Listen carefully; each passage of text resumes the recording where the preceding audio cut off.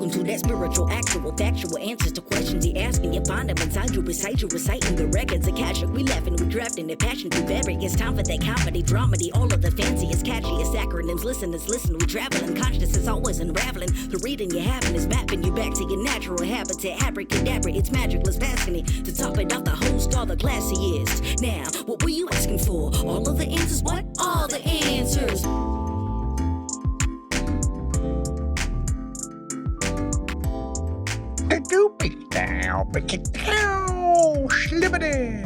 We're really good at beatboxing. We should take it on the road. We are Freestyle Love Supreme.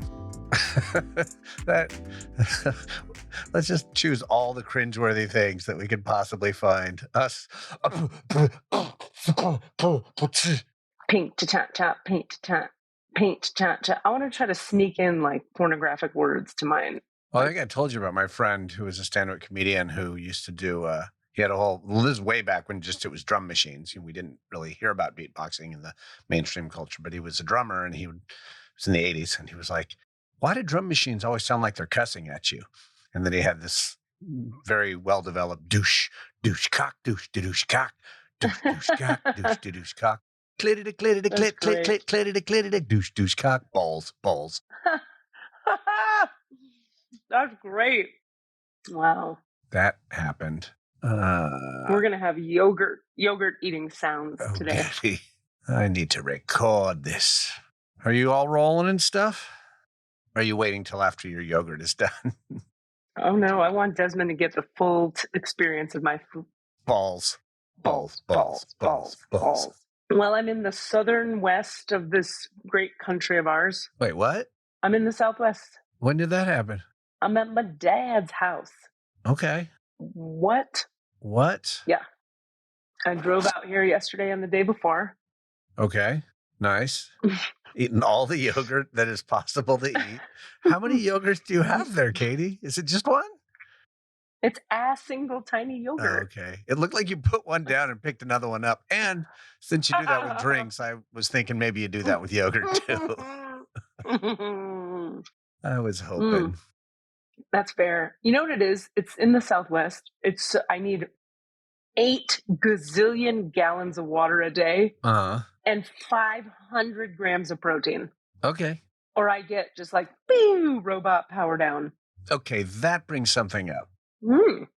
We recently have been having these solar storms, right? This thing, that's why we can see the Aurora Borealis type of thing in other parts of the world, blah, blah, blah. But I guess the solar flares are continuing and they're significant.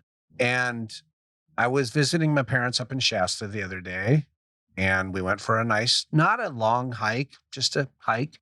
And I was wearing long sleeves just to, protect my arms from the sun. You're at altitude and closer to the sun and all that stuff.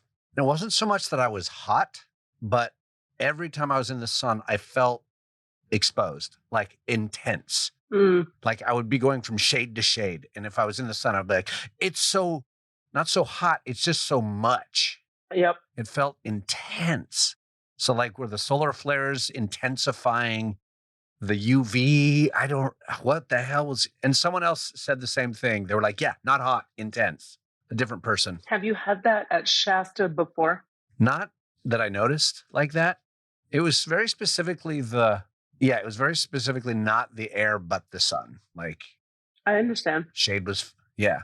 I think that was the difference. I have that every time I'm in the Southwest because you're a mile or 2 or 10 or 5 up.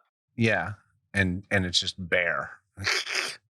I think it's the combo. But it's not, yeah. I guess in the past, like I lived in the Southwest and I remember that, but it also felt like, oh, it's hot and that sun is intense and I'm hot. And it was the first time I'd really felt this like, wait, it's not so much that I'm hot. It's that I can't handle the light. That's why I think it's the combo of the altitude and the flares. Yeah. It was crazy. I don't know if you noticed anything specific now that you're in the Southwest, also in a similar situation. Is it worse than usual or is it more crazy for you right now?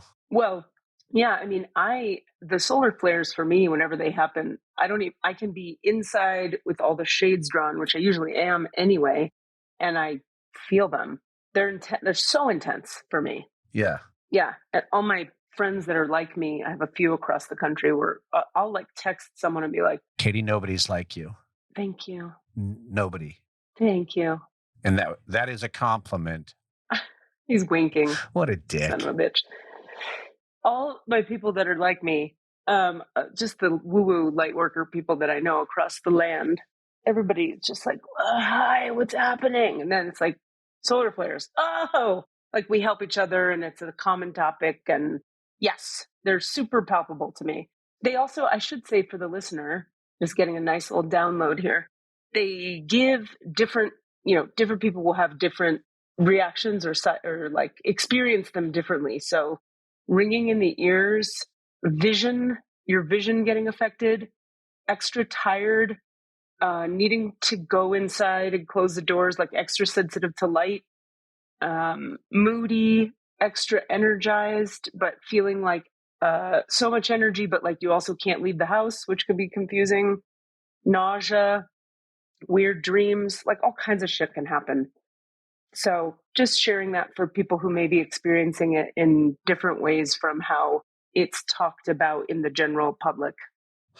That begs the question, because I have had a low level, like just discomfort in the middle of my body. I'll call it, like, it's not exactly nausea. It's a little bit heartburn. It's a little bit nausea. It's just like, just sort of dumpy in the middle of my body. Are you getting that's that, or is that just that I have heartburn? No, I think it's something that's ready to be processed. In fact, what I get about it is some of the work we did with you and me and Lisa has completed integrating. When we did that session, there's some integration that's occurred, and now you're at the next layer of that process. You want to feel into it for a second? Oh, shit. Just jump right in. Why the hell not? Mm-hmm. Yeah. Okay. Go ahead. It's light right now, but it's still present. Yeah. Yeah, just ease your way right into the worst of it, even if it's not that bad. Yeah. Yeah, and this is definitely related to the topic from that session. Yeah. Are you comfortable with me saying information I get? Yeah, you can say, yeah, go ahead. It's fine. So there's a theme we were working with in those sessions. It has to do with being with people, women romantically, who then just all of a sudden have to go. Yeah. And like, what is creating that? What is the pattern there? Is there a pattern there, etc.? Yeah. You then insightfully commented on, how should I say? You said there's got to be something in me. You've learned this concept. Yeah, I've seen the pattern. What is it how am I continuing on some unconscious level to recreate this? Yeah. And there is this little tiny nausea thing, as you stay with it, is connected. You're doing great. I'm like really present to it. Just sink down into it just a little deeper. And I'll give you a hint, like down into the low belly, pelvic floor, kind of right above the genitals.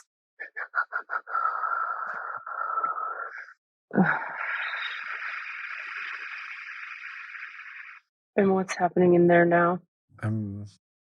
For a moment, I felt sort of like a loosening in that area, but the main sort of channel is more like I would say like a tube down the middle of my chest, like my esophagus down to that. It feels like that channel is sort of like burning a little bit. Mm-hmm. Okay, good. Like it's inflamed. Great. Let's connect in with that burning, inflamed sensation with no need to figure it out, understand it, or change it. We're just going to really let it burn and be inflamed. And I'm going to do the facilitating, the bringing of the love to it. So we'll see what it does then.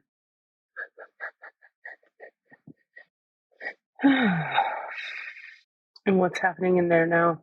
I'm just aware of it. Nothing seems to have changed really necessarily. What is it that you're aware of? What does it feel like now? It feels like, like rough. Not so much hot burning. It's just sort of like irritated and like I want to clear my whole throat, but from like down at the very bottom. Mm-hmm. I want to clear my throat from my rectum on up. Okay, good. Now, I want you to imagine that at the base of this, like down at the rectum, where it sort of starts, okay, that energy, that place, has a mouth and a voice. and it can communicate to you. Adult Cassidy. What does it want you to hear it say? In other words, I want you to become it and speak for it rather than thinking about what you interpret it as being. Yeah. I want you to literally let it talk to you. I don't know if it's my head or not. That's my problem right now. Yeah. You keep just sort of hearing like, get clean. Mm-hmm. I don't know if I'm putting that on it or not. That's just what. Cool. Keep listening to it. Let it keep talking. It says, get clean. What else does it say? Just pretend you're listening to it, and that's plenty. The way you're going to know is just by connecting with it as a felt sense, as a feeling. Just let that thing talk to you. Sort of just like show up, get present, get back in your life. Like occupy your body again or something. That's my interpretation of what I'm hearing, I feel like, but it's something about just being more. Mm-hmm. Cool. Now I want you, adult Cassidy, with your big brain, to ask it how you do that. How do I do that? What do you need from, well, hang on. You're going to say to it, what do you, energy in my butthole, need from me in order for me to do that? What do you suggest I do? You can just ask that internally. What I'm hearing is Red from the Shawshank Redemption saying, get busy living or get busy dying. It's pretty good. And I feel like my butthole would have that voice anyway. Do you know what that means for you? Yeah, it means. Do you know what that means? I do. I feel like just I've been for the last few weeks doing a lot more sort of hiding, like just holding up in my room or not, getting out, not exercising as much, not doing. But when I have been doing those things, I love it and I feel good. But then I spend a lot of time just sort of not doing something, but not like meditating or doing, just kind of fucking away the day, but not fucking while I'm doing that, because that would be great. It'd be a great way to pass the time. Yeah, so feeling like I'm not really occupying my body, and I feel like I had for a little while really started to occupy my body and occupy my space around me, and then just for the last couple of weeks slipped back into sort of a whatever space. And that coincides pretty well with, like, I started rehearsals and that's great. But even there, I'm like, I feel like I'm not giving myself my full presence. I'm a little distracted and kind of tuned out. Why do you think you're doing that? I don't know. I don't know. Ask the butthole. You ask the butthole. No, I'm asking the butthole. Why are you doing that? Ask it and listen to it. Don't come up with answers. Does that make sense to you? It does, but I feel the sensation of that tube from the bottom of you all the way up to the top. Just reconnect with that thing. Let me know when you're connected to that. You're pretty in your head right now. Do you know that? Yeah, I know. And that's where words come from in my head. Yeah, but you are capable of feeling a sensation and putting words to it without popping up into your head. I don't know. I can sort of feel in there, but I don't know what's happening anymore. I've kind of slipped. So if you say to it from your higher self, like from your adult Cassidy brain, to that sensation, why am I half checked out of my life? What does it do? What does that sensation do or say or be? Another thing you could ask it is, why don't I want to know this? And I'll tell you something that I get is that what you don't want to know is what keeps this pattern alive. Yeah. I mean, a bunch of things come into my head, but then that's my head. So that's my problem right now, is feeling like. Well, no, not necessarily. What are they? Not necessarily. What are they? Lazy, hiding. Sure. Those are the words, some words that have popped. Lazy is a judgment of the hiding. Exactly. Hiding is what you're doing. Yeah. But the question is, what are you hiding and what are you hiding from? What do you not want to know? We know you're hiding. So I think what I'm getting for you here is you can keep asking that question. This is reminding me of the time when you were dating a person. This was years and years and years ago. and it was really toxic for you. And there was all this demon stuff going on. And I don't remember what I said in a session we had or somewhere. I said something. Maybe it was showing you how to talk to demons or clear them, or I don't remember. And then like you sort of had that running through your head for a while. And then one day there was just this moment where it dropped in and it all stopped. Yeah. I have a feeling there's something like that here. The question to be living into is, what do you hide from yourself? What do you not want to know inside yourself that if you knew it would change what is required of you in your life and therefore would destroy and eliminate this pattern? So that's a question to have living in your reality. Yeah. And let's see what you come to over time without trying.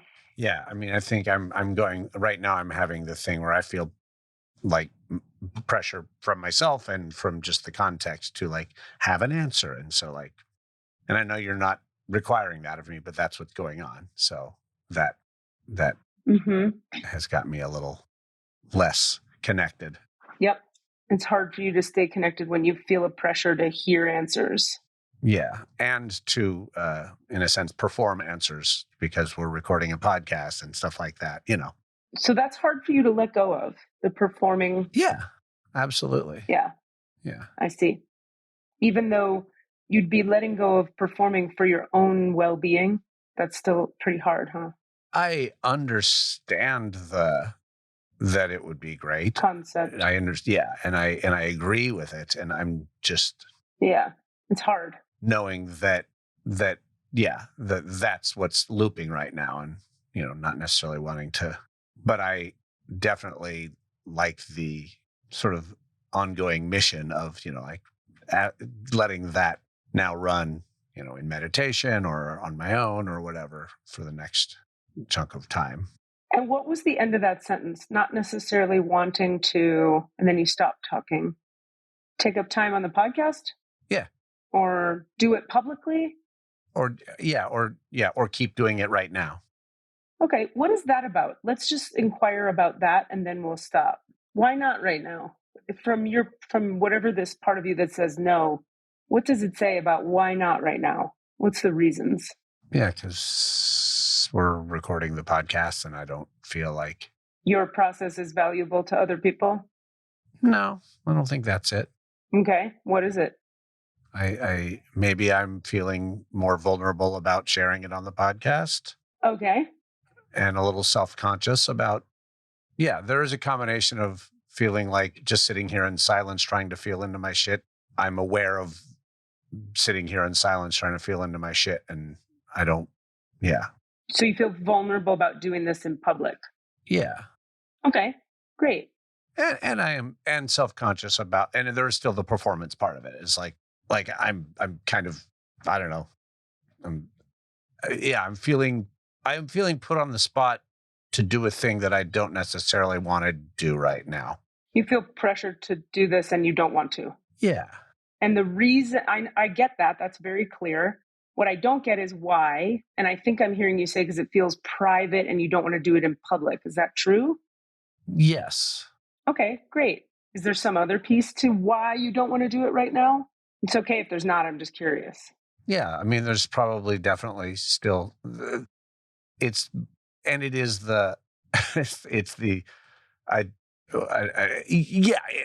it's shitty content at this point. I totally disagree, but okay. I know you do.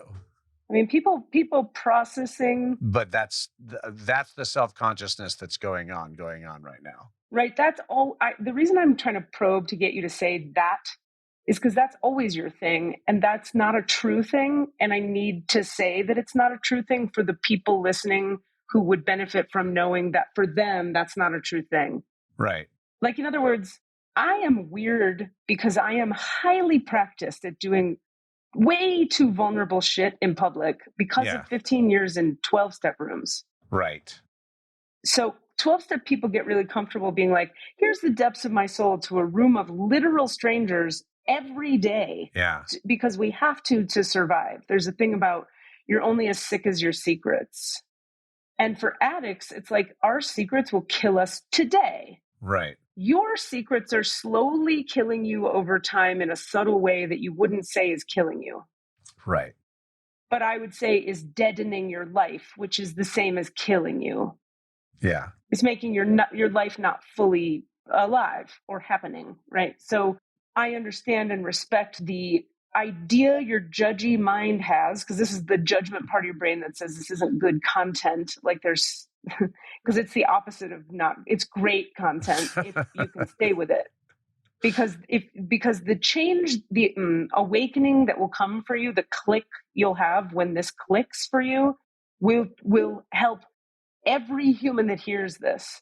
And the time in the middle to get there is also not wasted content, because the coaching words I would say to hopefully help you get there would also be helping the listener get there in their own way, any listener that needs that. So you're doing a service for people by being in the process. That is not me trying to talk you into going back into doing that, because you clearly don't want to. It's me just narrating for the part of your brain why that's actually not, that's like false. And there's an acronym I like that you might maybe relate to: false evidence appearing real. FEAR, fear. I see what you did there. You didn't. It is, though. It's false evidence appearing real. It feels pretty fucking real that this is bad content, and that this you don't want to do this in public. And again, I don't want to make you do it in public. We're done. We're not doing it. But I'm just saying that's what false evidence appearing real feels like. And I need to say it for the listener. This thing we do here in my mind is always, it's for them. Like I'm hoping we're giving people tools and we're waking them up and we're teaching them about processing and we're answering questions in the Akashic records, like to benefit humanity. That's my whole MO as an Aquarius. That's what we're about. So when this is happening, I get so excited because I'm like, ooh, look what we're giving you and them. Yeah. By proxy. So I think it was a big gift you were doing just there for the people. And when and if you... Well, what just came up... When and if you ever want to do it again, not today, I'm available for it. And I think the people will probably message you after this and say, I'm available for it too. Just while you were talking and I was listening and sort of taking in what you were saying, what came up for me, and just because I did drop back in a little bit, was actually more that I'm embarrassed at my brain's, I feel embarrassed that I feel like I'm not, it's not even the content. It's just that I can't, that, you say, oh, what does your butthole want to say? And then that I'm like, well, my brain wants to tell you what my butthole said, but that's not what we want to do here. So you're not good at this. You suck at this. Your brain is way too active. Yeah. And I get really judgmental of the brain thing. Yeah. And not knowing the difference between what my butthole is saying and what my brain is turning it into or translating it as or forming the words for or trying to say the words, and not knowing the difference and feeling, and that's, now that I'm saying it, that's what's so publicly on. Being bad at it. Yeah, that's and being embarrassed at my inability to do it. I get you. That makes sense. And that's really what I think was more than anything going on. Yeah, that makes sense. That comes up regularly for you also, I've noticed. Yeah, and sometimes I'm not. Sometimes I can. Totally. And I was just, I reached a point where I was sitting there, like feeling into it. And you were asking me questions. I was like, I don't fucking know. I'm fucking just doing this fucking thing. And that's, and I just, rather than lashing out, I wanted to move on. Yeah, I get it. So lash out and move on. Those are two different defenses you have against feeling things. Yeah, sure. Those are normal defenses against feeling things. Yep. Cool.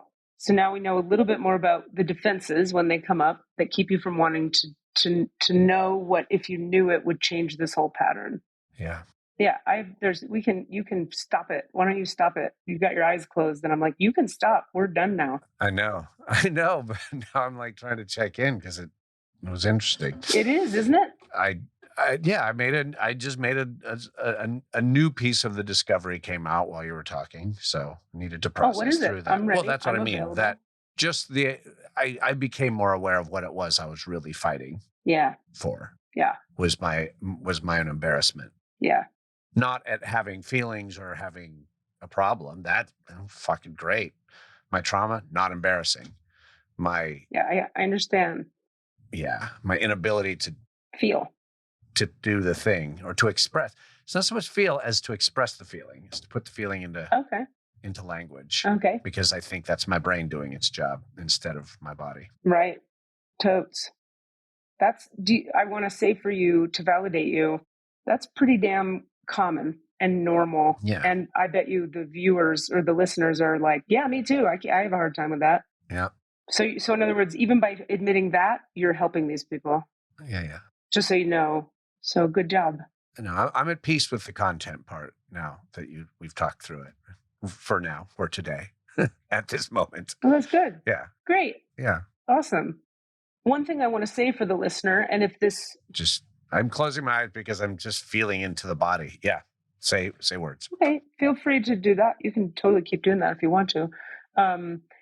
For all of us to remember is that, and I find it pretty interesting. I've worked with this in myself a lot. When you see that embarrassment of having a hard time doing the thing that would liberate you is a block. I'm now talking to the listener. Okay. Yeah. And if it's valuable to you, great. Here, I'm going to talk with the I pronoun to make this personal about me. And if anybody relates, fantastic. And if you don't, that's okay too. So in my journey, when I've had moments where I'm embarrassed that it's hard for me to process a thing, it has been helpful to me to understand that embarrassment is linked with shame, and shame is a function of the ego. And so if I can choose, shame is also judgment's best friend. So in my mind, I know, and in my higher self, I know that judgment, shame, ego, embarrassment are not like capital R real, meaning they're not the truth, capital T truth. They're an energy that wants to distract me from truth. And I have this weird, relentless commitment to finding out the truth underneath each thing. And I'm not perfect at it, but I'm very committed to it, very dedicated to finding it, speaking it, having it, knowing it, et cetera. It's kind of my whole thing. So for me, when I notice, embarrassment is stopping me from whatever, I just go, I'm not going to be stopped by that, because embarrassment, shame, ego, judgment, those are not me. Who is actual me? Me is the witnessing energy watching the embarrassment arise. Yeah. So if I can connect in with the watching I that is watching embarrassment arise, then that watching I can then connect in with whatever the thing is that's being asked of me to do. Now, that's a process that works for me. That doesn't necessarily mean it'll work for everybody, but I wanted to share that as an option for people listening, is that if mentally we can understand that embarrassment is necessarily a function of the ego, then we understand that it's necessarily an energy that's keeping us from the capital T truth. In other words, embarrassment itself is never the truth. Right. Capital T truth. It's a short-term egoic defensive truth in that you're experiencing it. Nobody's saying you're lying, but it's not the capital T truth. It's not the most vulnerable thing in the room. There's something behind it. That's why we call it a defense. Yeah. Yeah. Sometimes a useful question to ask a defense is, what would you need, defense or embarrassment in this case? What would you need to relax and let me see what's behind you? Because it needs something. Safety, love, connection, I'm not sure. So anyway, that's just a theoretical thing I wanted to share with the audience and say, because it's in the space, it's in my awareness field. So thank you for letting me have that teaching moment. Yeah, no, I think that was very useful. And it's, yeah, what's coming up for me is definitely like being just seeing that like really literally seeing that embarrassment, and which is akin to shame. It literally looks like a wall. Yeah. And that's what was going on just earlier. Yeah. When I was sitting there spiraling in my head. What does it feel like? And now that we've sort of talked about it a little bit, it's kind of gone away a little bit. I don't fucking care. Like, fuck that. That's nice. Like, Yeah, it's just like, fuck you, embarrassment. Because I have no room for shame in anybody else's life, you know? What does the wall feel like when you connect with the wall? It's kind of a crumbly mud, sort of a sludge, but it's kind of dry and crumbly. So it's very unattractive. Like, I don't like looking. It's like gross and just kind of. Okay, I want to. If you're open to it, would you let yourself become that mud for a second? Yeah. And that crumbly, dry, whatever it is, just fully be that fucking thing. Yeah. Yeah. And it may have feelings of its own, or words or thoughts, but we're just going to be it. You're doing really well. This is now something's really happening by you being this sludge. This is an energy that really needs you to connect with it. You're doing great. I have to answer someone at the door. Can you keep being with the sludge for a second? Sure. Okay, I'll keep staying with it. I'll be right with you. Okay.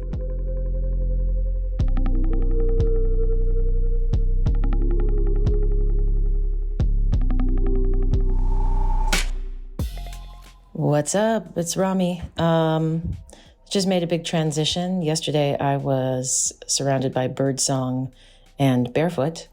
I had just completed a really magical time doing an amazing play in a bucolic countryside / suburban Pennsylvania setting. And I packed up all my boxes and shipped them ahead of me to my next gig. I will meet them there in about 3.5 weeks. And I was left with my carry-on. Oh, David Strathern helped me bring my boxes down. He was barefoot too. He's a cool dude. Yeah. So I was left with just me, my carry-on, my shoes, and my yellow hat. And then I took the train to the middle of Midtown Manhattan, where I'll be staying for the next 10 days. Let's just say different vibe. And also equally fun. Super fun. I'm staying in the middle of Manhattan at a buddy's house. And it's funny. When I was a teenager, I remember there was this moment where I could have sort of gone either way. I could have really leaned into being like a wilderness person or a city person. And I kind of leaned towards city. But, they both absolutely exist in me. And I really just love both of those realities, non-binary. Hey, Rami's rules. Okay. Coming back at you. What's happening in there? I mean, I got a little distracted. Of course. I was listening to your whole conversation. That was, what had come up right before you stepped away was the shame was sort of saying, yeah, I've been protecting you because you, so that you don't take up too much space, or you're embarrassed about the embarrassment is showing up in all different little tiny places. I didn't like how I interacted with a person in my life. I'm being nonspecific for a little while, and it's better now, but I haven't really addressed how that was. And so I feel embarrassed about that. And so I'm kind of staying kind of quiet and small around that. Right. And and now I'm out and I started rehearsals and I'm staying out of this place. And there's this big, beautiful house. It's a gorgeous house. Lovely humans who are like, yeah, welcome. Just be here. But I'm still like, I'll just kind of come into the kitchen and make myself a little meal and then go back to my room and not take up any space. And even in rehearsal, I'm aware of I'm not going to talk all the time. I shouldn't. And I'm also aware that none of them are being housed and that they're all driving a lot. And so I'm embarrassed about sharing that I have this nice place to stay. There's all these little embarrassments about what I have right now. Yeah, that's interesting. And that's what came up when I started talking to the shitty wall. That's cool. It's keeping me, silent and small. Yep. Because I should be embarrassed about all those things. So. Do you remember the first time in your life you felt like you should be embarrassed for what you have? Oh, hold on. Weird. Hold on, my microphone just started to pick up radio signals. That was bizarre. The mic cable, sometimes if it gets loose, I hear radio. Weird. Don't ask me why. Fucking bizarre. I won't. You could ask me why, but I couldn't tell you. I don't think it was. For me, it actually starts in college. It doesn't. So the context I grew up in, had the least of those around me. Could there be shame about that? Ooh, never thought about that. Maybe. Because one thing I get for you psychically is that you're just right almost on exactly what causes this pattern. This shame-based diminishing of yourself is a turnoff. Yeah. It's like an apologetic energy. Yeah. That is the opposite of you and your power. And you and your power is what draws women to you. That's very interesting. It's what draws women to all men, by the way.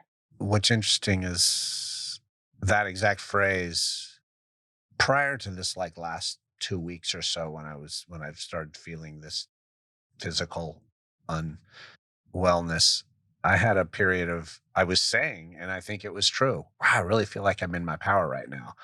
So I remember, I do know the difference. Right. That's good. And just that you said that was oh yeah, that's literally what I was feeling. I was feeling in my power, and that was a good space to be. And I know I can get back to that. So what happened that shifted you out of that? Because we will learn something about what tends to happen that shifts you out of it. And then you can see that coming. Did something happen with a woman that felt rejecting? No. It doesn't feel directly related to that. That feels like an offshoot of what this is. Okay. This is more core identity.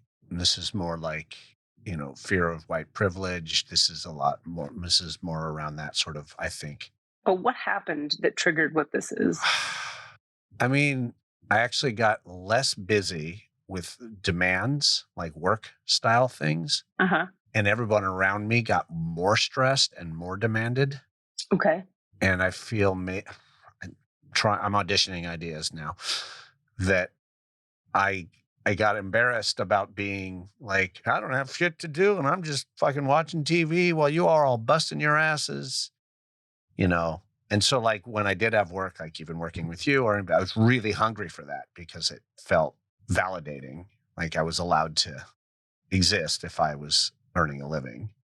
Oh, okay. Yeah. So the shame came up because you're working a little less right now. Yeah. Got it. That's clear. Yeah. Yeah. That. Yeah. Yeah, I love you. Yeah, that's the truth. Yeah. Cass always knows it's the truth because he gets teary. I'm really grateful for that signal. Which is very, very beautiful. Isn't that great? It's remarkable. It's so clear when it happens. Yeah. Let's just stay with it for 1 second here. We'll just feel how sad that makes you feel. Uselessness in the face of working less. Yeah. Yeah. What's happening now? It's really embarrassing to be of leisure like that. It's not actually that fun because I don't have anything to do and I'm bored. And I watch TV and I hate it. I'm not interested in watching TV. It's not fun. Yeah. Yeah. Are you available on the 10th and 11th? I'm in rehearsals now, so I'm a little more busy. But even during the day right now, I'm still feeling what do I fucking do with myself before I go to rehearsal? Well, you're gonna work with me on those 2 days. There are some days that I am working with you, and there are some. If you're available, please do them. Okay, I think we talked, but I'll put. I know, but I remember you saying you couldn't do one of them at some time. Yeah, there was a crossover of times. Yeah. Okay. There are times when I'm busy and there's times when I'm not, but I think I get you. Yeah. Didn't understand just how deeply. Yeah. And it's because it felt like I wasn't involved. And instead of going to the gym all the time or doing something else, I just did nothing. Yeah. And then that felt shitty. Really shitty. Right. But then that pattern sets in and you just don't even do the things you could do. Yeah, fuck it. I was supposed to do shitty. I'll just sit here and feel shitty. Yep. Funny that I'm saying shitty because it was my anus talking. Yeah. Wow. I did not know how real that, how far down that went. That's really good. Thank you. It's my pleasure. You're giving a lot of people a big gift here. This is now that feels really clear to me now. Yeah. And really real and really true and really vulnerable and honest. So many of us have that where it's like, all we want is to do less. This is not you now. I'm speaking for other people who feel this way, you know. And then you do less and you're like, wait, my self-esteem is in the shitter now. Yeah. Yeah. Yeah. Yeah. So it's sort of a fantasy that doing less would feel better. Yeah. Isn't that funny? Yeah. It's so true. Mm-hmm. So true. Yeah. I want to do things. Yeah. And that's why, what the hell is the actor's name that I was quoting? Who plays God? Morgan Freeman. Morgan Freeman. That's it. that phrase is playing over and over in my head, and I can't stop hearing it. That's really great. Get busy living. Get busy living or get busy dying. Or get busy dying. Do the voice. Get busy living or get busy dying. I love it. I love it. There's another line in that movie that I always love. How can you be so obtuse? His name is Dumbass. That's Dumas. No, that's my other favorite line from That's great. Is that the line? Hey, listen. No, I forget what it is. This was really great work, and you really let me take you further into it, and you really went there, and I really fucking applaud you for it. Thank you. A+ healing student. And that was, there was definitely some resistance there and some strong, like, I don't fuck want to do this fucking anymore. Yeah. Yeah. It's a good one to notice when it comes up because we all have that. We all have some version of that, right? Yeah. For real. Yeah. Yeah. And if you have I'm going to say this is like on the other side of things. And I'm saying this for the listener. This is a ballsy kind of Katie Rubin-y kind of thing to say, very Enneagram 8, what I'm about to say. If you have the kind of therapist or healer who's afraid to challenge you when your resistance comes up, they are really doing you a disservice. Now, you could argue against what I just said by saying, yeah, but you let people's resistance come up, and then when they're ready, they break open. That's sometimes true. If you have someone who's weird like me and like relentlessly digging for what's behind and what's behind and what's behind, but that's 0.0000001% of the population. We are freaks of nature. Most people need help nudging past their resistance. Yeah. Sometimes you got to get a little sneaky. Yeah. Or a little strong. You got to do what needs doing to help people through that in a loving but clear way. Otherwise, for the listener, if your therapist is too nice and you're wondering why nothing's changing, it's because your therapist is too nice. And that, my friends, is codependent of her or him or them. Yeah. Because your therapist is being nice out of some tiptoey, don't want to push you to, no. Yeah. And I have passion about this because it keeps a lot of people stuck. Yeah. Well, I mean, yeah. Tell me. I'm musing on the framing of what happened earlier, which was that I was embarrassed about taking up space. And that's actually the very thing that I was using to stop me was the very thing that was at the core of what was happening, of what was needing to be addressed. It always is. So yeah. But I was like, I don't want to take up space. Oh, that's the fucking problem right now. Is you're embarrassed about taking up space and you have shame about it. And that's what I'm doing. I was taking up space without being a productive member of society. No, it's more like you were taking up space and shining and living in your power. And then you stopped taking up space and shining because of reasons. And then that diminished your self-esteem. And now we're giving you permission again to take up more space. Yeah. Step in again. Yeah. Because you know why? Get busy living or get busy dying. Thank you. Good night. What are you doing in the Southwest, Katie? Visiting family? Total Yeah. Screech. No, we're good. That feels complete now, so we can shift. Great. My dad lives here. Yes. And for a few weeks, I've been trying to wedge in between staging jobs and healing class. And I've been trying to get a trip in out here for a couple months to just be with him post the loss of his wife. Yeah. And it's good for me. The energy out here is really, really good for me. And I always get rejuvenated, by it's a very spacious spiritual energy here. California it's where I want to live. And it's so, I always get caught in there's a kind of spiritual commercialism. There's like a money and beauty and spirituality all in one place thing that I enjoy. And I think I'm supposed to be living into, but it's not as pure and clean as just spirit energy, pure. Yeah. And that's what you get in the Southwest. It's just like, God, period. Nobody's like, look at my big fancy house with my nice couches in it. It doesn't matter. They are, but it's cleaner here. It's cleaner. So there's something very replenishing for me about coming. So I've been looking for a way. And I want to say one thing. I'm going to take up a little space and celebrate a win. Please do. Thanks. Which is, you've heard me complaining about, I've really been hitting bottom with this one class I was teaching at Stanford. Yeah. And also hitting bottom with teaching this other class at ACT, and really wrestling with my egoic mental attachment to what it means about me to teach those. Yeah. Like, it's just I raised in an academic family of intellectual Jews. And it's like, teaching at Stanford is like the pinnacle of what you could do. Right. So I couldn't possibly not teach at Stanford, right? Right. And it's this noble thing. It's not my self-centered acting, fun time parties shit, judgment.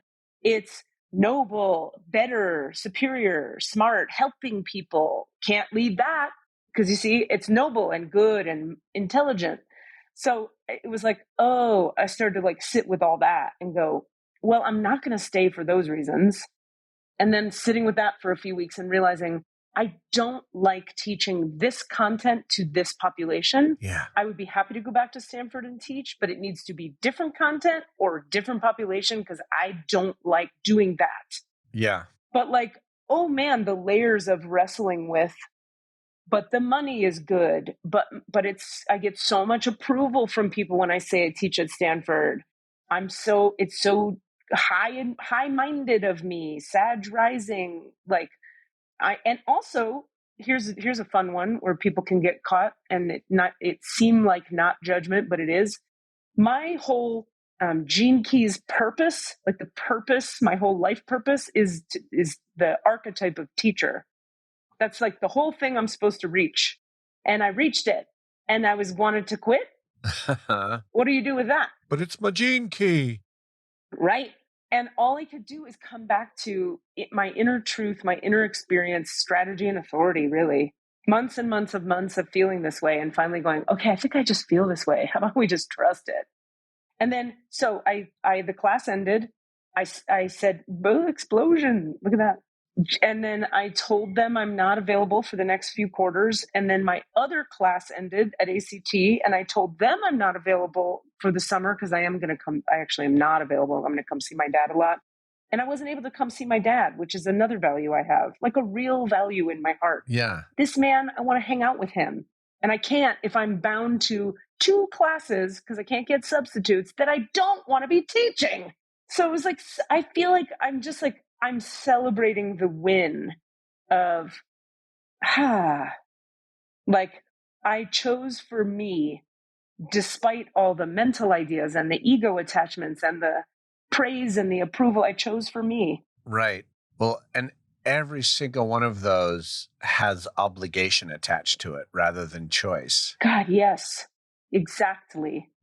Obligation to your people, to your upbringing, obligation to your fucking Gene Key. Like you have an obligation to your fucking human design. It says it right here. I have to do it. So that's it. That's a fucked up trap. Like, oh, good. I've been given my marching orders. Thank God. But they're also, fuck you, marching orders. I don't want to have to do it. But also, It doesn't mean that that's not true. It's just not this one. That's it.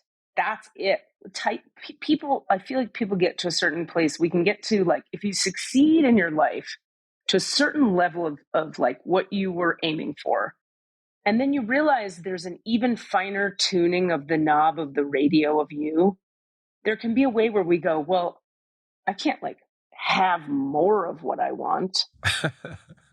Like, what an arrogant asshole that I don't want to teach this to these people at Stanford. I want to teach that to those people. Like, who the fuck do I think I am? And the answer is someone who wants fulfillment and satisfaction in my life, and someone who deserves it because I'm alive.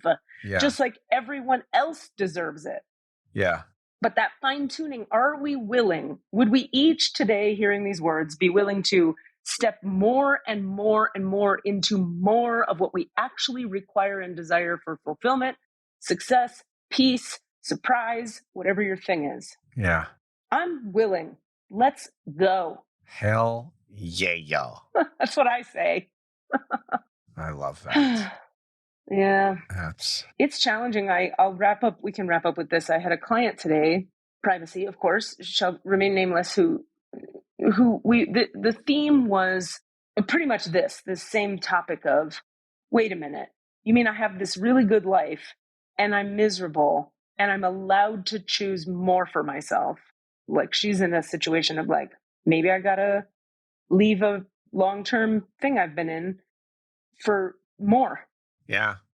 But the idea of the comfort, of the familiarity of the known. Yeah. No, Jesus, right? And how often staying with the comfort of the familiarity of the known keeps us from the vast joy and liberation of the unknown. Yeah. Before we wrap up, I was talking to Rami today, who is on their way to Europe. Speaking of the unknown and the known.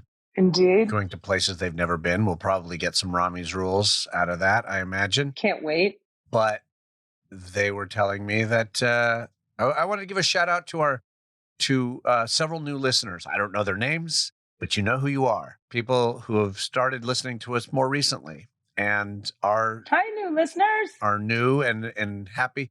Apparently, one of them heard us saying, like, "Is anyone listening?" And they said they were talking to Rami. They're like, "I am." Aww. New listeners. I can say probably some of the people from their recent production of Hurricane Diane are our new listeners. So you know who you are. Hello. Send us an email. Introduce yourself. Tell us, hey, I'm a new listener and I like your show. And ask us a question. And please send us questions to what you want to know. Ask the Akashic Records or consciousness itself as channeled through this body mind. Yeah. What do you want to know about anything? Your personal life, the big picture of reality, time and space, God consciousness. Should I buy this soap or that soap? Anything at all, please send an email with questions to this email.